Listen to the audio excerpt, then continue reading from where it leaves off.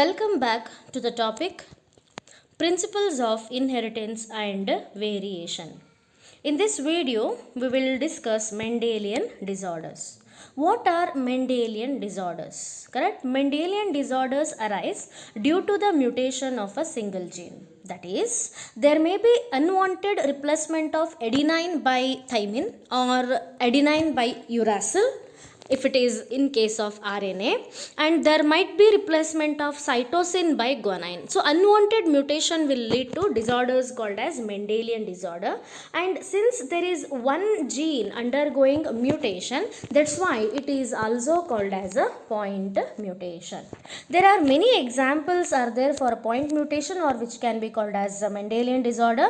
Only 5 of them are mentioned in NCERT, so those things we are going to discuss. The first one is hemophilia, second one is sickle cell anemia, third one is phenylketonuria, fourth one is cystic fibrosis, and the fifth one is thalassemia. So without wasting time, let's begin with hemophilia.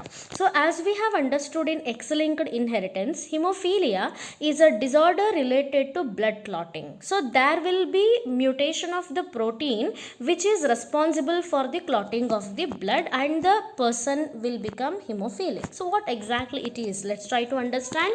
It is a sex-linked recessive disease, that is a gene causing hemophilia will be in recessive condition, because of which a female can become carrier as she is with 2X chromosome. If she is having one dominant gene, then she will be normal. Okay, so female will usually become what, a carrier, and she will be transferring the disease.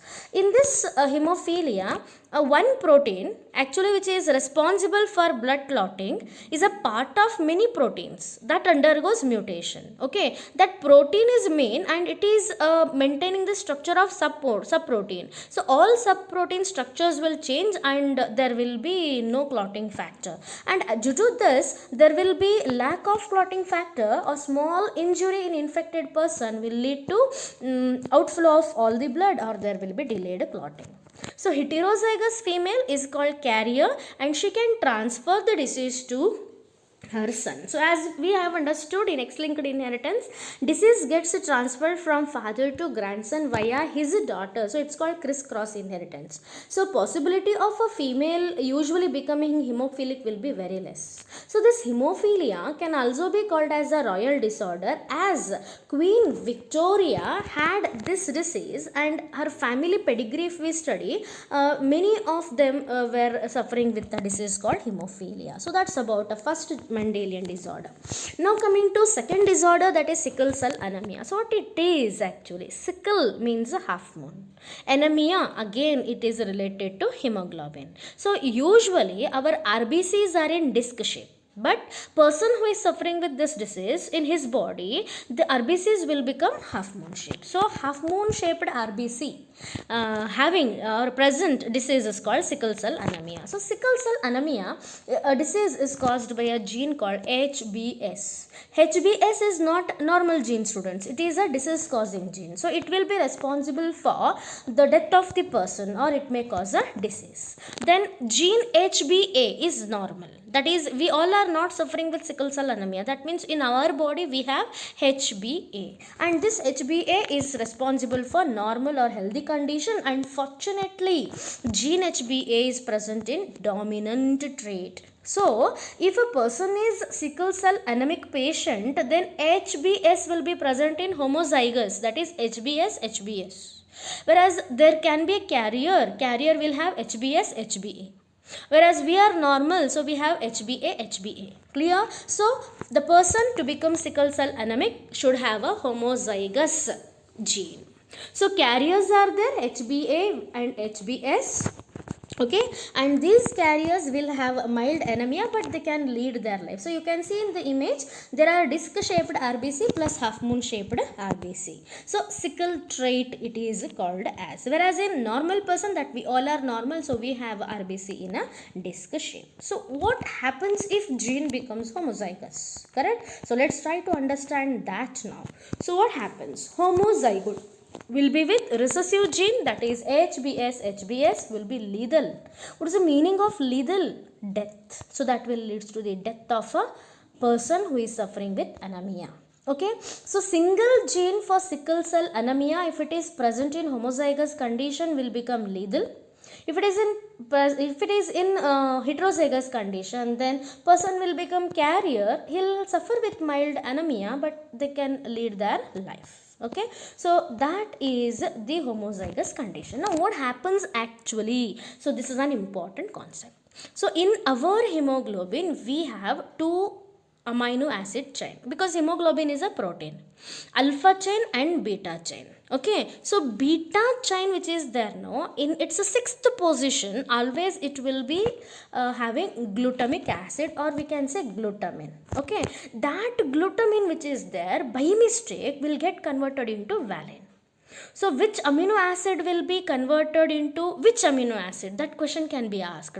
Glutamine gets converted into what? Valine.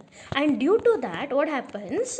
There will be change in the shape of the RBC. Okay. So hemoglobin A should have what? Glutamine. But the hemoglobin S will have GUG for valine and GAG for glutamine. So GAG gets converted into GUG. As you can see there, A gets replaced by uracil by mistake, and the gene which is having GUG will become HBS, and that makes RBC to become what shape? Sickle shape. So that will cause a disease called sickle cell anemia. So if the question is asked for 3 marks, how to represent it graphically? Let's try to understand. Let's fix parents phenotype. As you can see, RBC are in both shape, that means they are carriers. So sickle cell carrier genotypes will be HBA, HBS. Correct? They are going to produce gametes, 2 different types from each parent, HBA and HBS. Correct? No need to put a Punnett checkerboard. We know, we have understood now. Offsprings will be, say, HBA, HBA combines normal person. HBA, HBS combines carrier. Again HBS, HBA combines carrier. Now see the last one. HBS is combining with HBS, leading to sickle cell anemia. Person should die because of the anemia. So HBA, HBA disc shaped RBC, so person is healthy. HBA, HBS both sickle and disc shaped RBC, person will be with mild anemia, whereas HBS dies. So if we put a ratio, students, a ratio will become 1:2:1, but there is a death of a last person, so the ratio is taken as 1:2. So this is a graphical representation of the disorder that is called sickle cell anemia. Now coming to next disease called phenylketonuria. We have already discussed about this disease in a pleiotropy, so we'll try to understand in a brief. Okay, so phenylketonuria patient will have phenylpyruvic acid in his urine. That person will be excreting this acid. Because of this acid, urine smells foul smell will be there. Then depigmentation, as we have understood in pleiotropy, skin and hair color will become white. So why this happens? Because of amino acid called phenylalanine. Phenylalanine is essential amino acid. That essential amino acid will be accepted by the body in the form of tyrosine, and tyrosine is responsible for the melanin pigment formation. Now, the melanin pigment formation is under the control of tyrosine, and tyrosine we are getting from phenylalanine, correct? So, phenylalanine should be converted into tyrosine. For that, there is an enzyme by name phenylalanine hydroxylase. This enzyme synthesis is under the control of a gene present on the chromosome number 12. And if that chromosome undergoes mutation, then gene is a dominant gene, capital P, will become small p.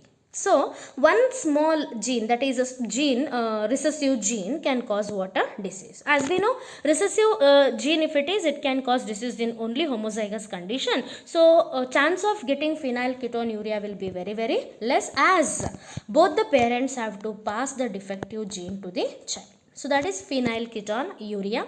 Now coming to cystic fibrosis. What is cystic fibrosis? It is an inherited disorder that causes severe damage to the lungs, to the digestive system, and also to the other organs wherever there is a secretion observed.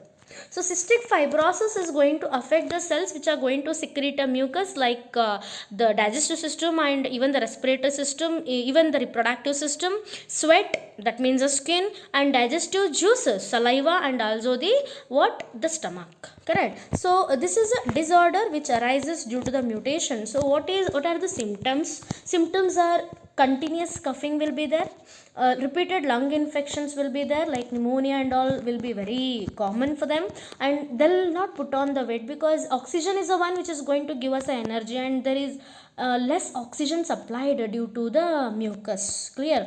Then fatty stool, so stool will be with the foul smell.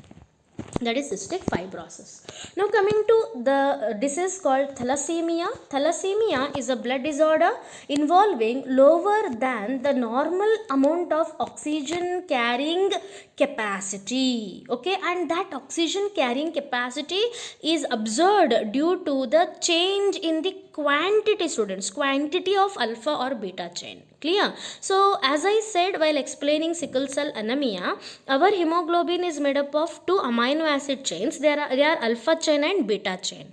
So alpha chain may be secreted less or beta chain may be secreted less. Quantity gets changed, so it is also called quantitative disorder. Okay, so autosomal hereditary disease, it is characterized by the decreased synthesis of either of alpha chain or beta chain of hemoglobin.